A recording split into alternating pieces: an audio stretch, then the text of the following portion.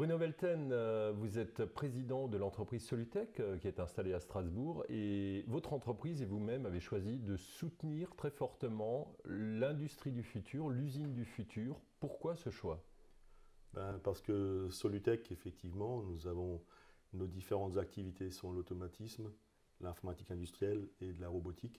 Et donc justement, ce sont ces différents cœurs de métier qui sont mis en avant par notre société pour proposer des solutions sur mesure aux clients et de répondre à leurs problématiques pour les emmener effectivement vers l'industrie du futur, on va dire, et d'être à la pointe de la technologie. Ces solutions Solutech, en quoi consistent-elles plus précisément? On a parlé de robotique, d'automatisation. Solutech, le leitmotiv ou le credo, c'est de proposer une solution clé en main au client qui permet de répondre à de l'automatisme, l'automatisation d'un poste de travail, de mettre en œuvre un robot, mais aussi tout ce qui est partie électricité et surtout la partie mécanique en conception 3D et tout ça. Donc de proposer une solution globale en client, on dira clé en main. Les clients actuellement, ce qu'ils recherchent, c'est un interlocuteur qui puisse leur répondre à leurs problématiques ou effectivement pour se projeter vers le futur.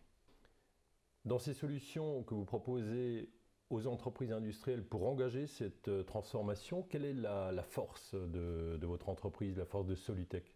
Notre force, c'est effectivement de maîtriser différents métiers en interne, d'avoir des partenaires qui nous accompagnent sur les autres activités que nous n'avons pas en interne.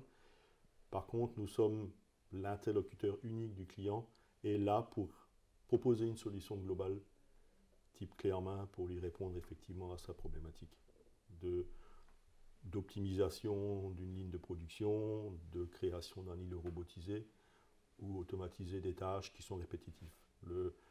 Souvent, on est là pour effectivement améliorer le poste de travail, notamment tout ce qui est les maladies, les TMS, tout ça, troubles musculo-squelettiques, on aide par rapport à ça.